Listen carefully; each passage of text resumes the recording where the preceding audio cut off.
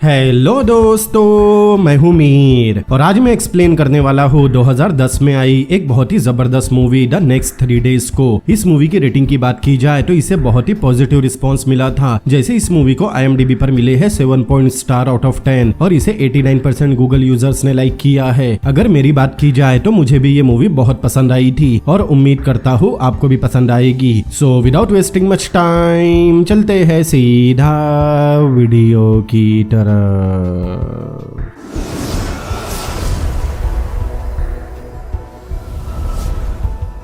Movie की शुरुआत में हम जॉन और उसकी वाइफ लारा को जॉन के भाई और उसकी गर्लफ्रेंड के साथ देखते हैं। उस डिनर टेबल पर लारा और उस लड़की में बहस हो गई क्योंकि दोनों एक दूसरे को पसंद नहीं करती। उनकी बातों से हमें पता लगा आज लारा का अपने बॉस के साथ झगड़ा हुआ था। उन दोनों की कैट फाइट को जॉन और उसका भाई एंजॉय कर रहे थे। खैर डिनर खत्म होने पर दोनों घर वापस आ गए। घर में उनका 3 साल का बेटा सो रहा था। बेबी सिटर के जाने के बाद दोनों यामाकाटा करते हैं। सुबह होने पर हमें पता लगा कि जॉन एक टीचर है और साथ ही लारा और जॉन एक दूसरे से बहुत प्यार करते हैं और उनके बेटे ने उनकी खुशियां दुगनी कर दी। कल जॉन के डैड का बर्थडे है जो लारा को याद था, लेकिन जॉन और उसके डैड के रिश्ते ठीक नहीं, दोनों एक दूसरे से बात नहीं करते। फिर हम लारा को इंसुलिन लेते हुए देखते हैं क्योंकि उसे डायबिटीज की बीमारी है। तभी लारा को उसके कोट के पीछे कोई धब्बा दिखाई दिया। लारा को पता नहीं था ये निशान उसके कोट पर कैसे आया। वो जब उसे धोने लगी तब पता लगा वो खून था। तभी उनके घर में पुलिस आ गई और लारा को मर्डर के इल्जाम में गिरफ्तार कर लिया। जॉन के विरोध करने पर उसे भी गिरफ्तार कर लिया गया और उनका बेटा वही रोता रहा।